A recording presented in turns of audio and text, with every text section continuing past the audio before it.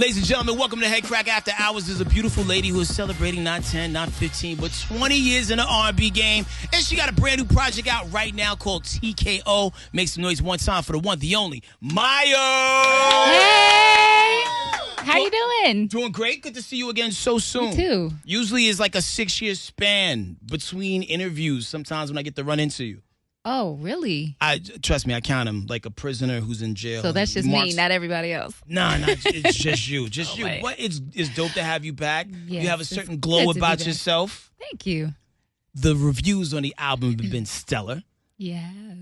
And the album itself is actually, once again, you've delivered a dope body of work. Thank you. You, my friend, are about to be responsible for the overpopulation of America. No, this is pregnancy music you're making right now. Not pregnancy music. From beginning to end. It's vibey. It's nice. Mid-tempo slow jams, R&B. Yeah, but like the type of music that children were made to. Because like when you think back that's good, because that's the best music. Hell yeah. 70s soul and 90s R&B. My favorite eras. See, you got that radio voiceover sound right now. You can really? Yeah, you can totally do a radio show. I'm trying not to do my radio voice. No, but it's sexy though. That's my natural voice. Everybody on Instagram keeps telling me, we want to hear you on late night radio, Quiet Storm, all this stuff. Why don't you do it? Because I just did. Oh, you did a whole like little shift over there. Yeah, we was watching you, so like we were like waiting for you, right? Yes. And like we was like, exciting. Yo, do they have her reading every book of Psalms over there? Because it was like, you know, book of Psalms. It was a Seriously. lot of books in that. But how seriously have you looked into possibly doing radio? Because people know you. I haven't actually looked into or pursued it just yet because I'm still, putting out the projects per fan requests. But they've been requesting me to do some, at least segments in late night radio, and I just did my first. So I'm really excited. See? Yeah. You got the bug. Yeah. It's another door to kick down. Definitely something that I do want to entertain. Yo, there used to be this girl by the name of Delilah. She used to do radio.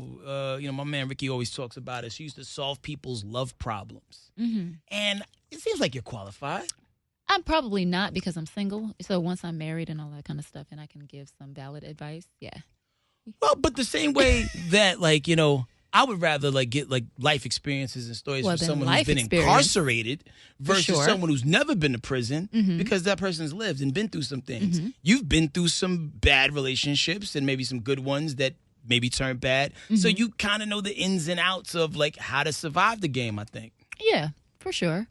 Yeah. But as far as marriage and all of that kind of stuff, I haven't experienced that yet. Okay. Well, you can maybe do a single woman's guide to healthy relationships. We'll tweak the title. We'll get it going. So anyway. And crickets. TKO is album number 13. And album number 9, project number 13. Okay, project number 13, album number 9, on Planet 9, your own label, Bossy. Well, I mean, I'm not bossy, but I am a boss. As you should be. But the thing is, you attack this album with the ferocity of somebody who's new. Mm. Very seldomly do you hear somebody make a project and still have that fire in their heart so many years later, were there different things going on in your life that, I don't know, made you work the pen differently, make you deliver the vocals a little differently in the booth? Because even the beats, they got such a low end to them too. Well, my production partner, my guy Morris, this is actually the very, very first album that I have one consistent executive producer with me. Got you. Everything else in my career has been so many different producers, and I've assembled stuff that works cohesively, but there's a sound to this album that's a common thread because I assigned one producer to oversee the whole sonics of the album. That's something that is very challenging when you're dealing with a major label because you got the favors and they want you to work with this person and that person. So I had full creative control. So we partnered up and we said we're going to go in for a Maya sound and make it that way. So that's what we did. But I do still have other producers on this album, just two. From Atlanta, DJ Hardwork and Carlos Los Maestro McKinney. So they're also on this project. And, the bottom on their productions fit perfectly with the sound. And that's why those records are on this album, too. Well, you should take a picture of this crew, bubble wrap them, figure out a way to clone their DNA just in case for some bizarre reason something happens to them because they got their finger on the button. Yeah, they got the bottom right. You know, they got the bottom of the track right. The drums are right. The 808s are right. You can feel it in the car and the whips. You can bump this album in the whips, you know, and it's still sexy enough for listening pleasure as well. Yeah, no, I gave it multiple listens. I've picked some favorites. And I even, like, put together in my head what moments in, like, the evening some of these songs are taking place in. So going back to the whole theory that this is a baby-making album, this is a repopulate the, I feel like by track 11, someone's going home in an Uber. Ooh, which one is that? Track 11 is it's the second last track. Forgot the name, but it just has a tone where, like, hey, we're wrapping up here. We have things to do. Don't you gotta go to work in the morning? Yeah, you probably do. And hold on, if my phone was next to me, I could pull it right up. With you? Let's say that's what that is. But I might be lying. I think so. We'll correct it on the annotations on the low end. But and even I'm Ready Part 3. Ready Part 3? Yo, when you man, listen. Yeah, I did. So yeah, man. Was that song your idea? Now, for those who haven't heard the project yet, she went back and sampled that R. Kelly Seems Like You're Ready kind of vibe and put your own Maya spin on it. When I said I listened to the fans. Because they said they wanted some 90s R&B. They missed 90s R&B. So I went back into the 90s to one of my favorite songwriters, R. Kelly. He's just a beast with his talent. So I did the female version. I flipped it a little bit. And it started off as the second single to this project last year. And it was the bedroom remix to Ready for Whatever, which was the first single. But it sounded like an interlude the whole time. Mm-hmm. My guy Mars laid them drums on there. Whoo, it took it to a whole nother level. And then I literally locked myself in the studio for over 24 hours. And I stacked background over background, added some runs. Like, the song is a completely different song than when it first came out last year. So that's why it's called 2.0. Okay, yeah, because I was like digging around and trying to find like where to capture the 90s. Yeah, to capture the 90s era and vibe and how it made you feel. Like, them R. Kelly records put you in a specific zone. That was a dangerous zone. Timeless music. That's why we keep forgiving him for stuff. You know, like he's that good. Mm-hmm. Like, when you make music that's so good, we just overlook the fact that there might be somebody trapped in your house. So, you know. That you really did something, like, you know, powerful there. Yeah. So let's go back to your youth then. When Maya was like in middle school, what kind of kid were you? I was a shy kid in middle school. I was just getting into myself and learning what I liked in the arts and what moved me. But I was a hard worker. I just gotten my first job at 14. No, I was 11 and 12 in middle school, and then 13, 14, 15, 16 in high school. So yeah, that's a long time to dig back. Like, that's a hard answer. Okay, hard question. Because like some people, you like wonder, like, you know, like, I would imagine that all the other girls probably hated on you because you were so pretty, and you know, and I was a humble person. I was quiet. No, but the humble people get hated on the hardest. Like, they get picked on because they're so quiet, don't usually fight back, don't really be on that rah-rah. Let me tell you. You know, where I'm from, there were a lot of fights in school. And I used to skip lunch all the time because that's when the fights would go down the most. Mm-hmm. And it was so much cattiness between girls. I knew that I would get in trouble if I got suspended or expelled. And you get suspended or expelled when you're in a fight. Right. And to avoid all that stuff, I was like, I want to skip lunch and go to the library. And that's what I did all the way through high school sometimes, most of the time, to stay out of trouble just so I could graduate. Yeah. Because it was lit. And that was never my personality. I've never had drama with females in my life. You've never been in a fight in your life? With females. You fought dudes? I have.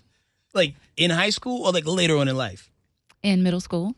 Really? So what's your record? Like, if you was like go on boxrec.com. Undefeated. My album's called TKO. I mean. Yeah, why not, right? So what? So like, I would imagine you was still like this little petite little thing back then. Like, but I had brothers, and I'm the oldest. So, so you had to be scrappy. Yeah. And my father taught us how to box and all of that stuff. So I was a little tomboy.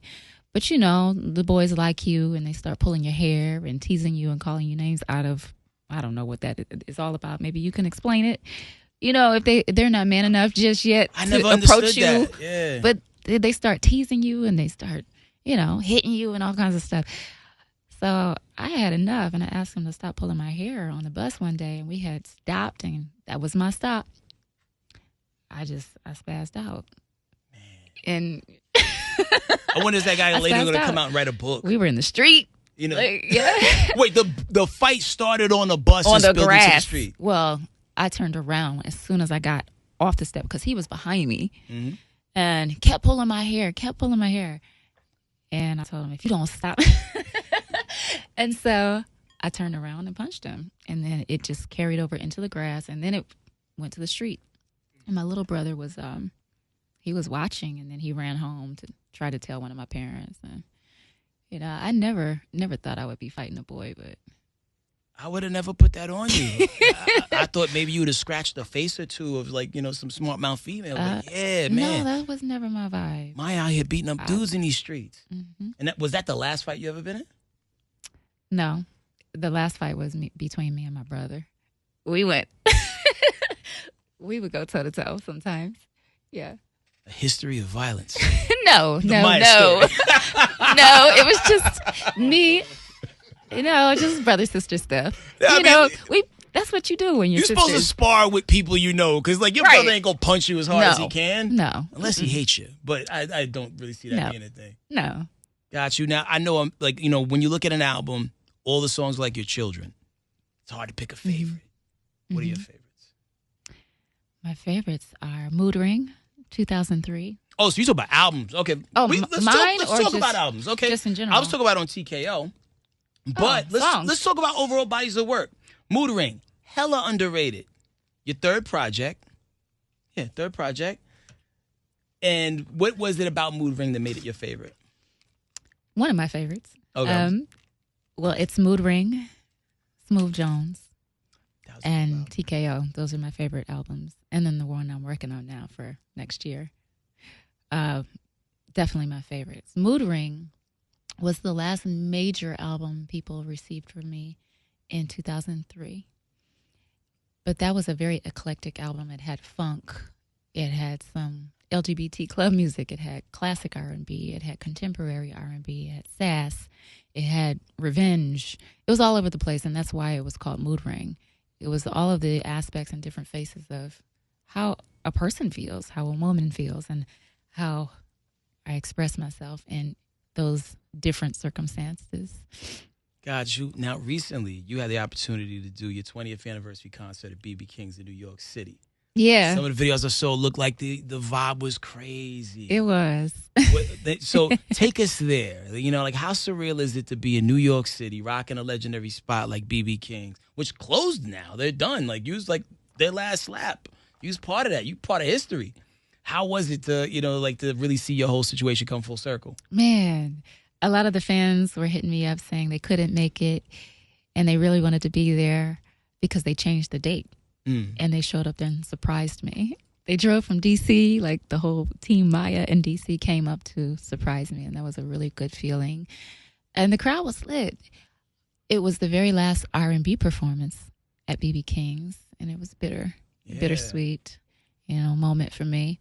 Historical place, and one of the last in New York City, due to gentrification, of course. Yo, like Manhattan was already gentrified, but they're re-gentrified. Like, they're kicking white people out of Manhattan and bringing in richer white people. It's that bad in New York City. It's rough out here. 2.0. It's rough all over.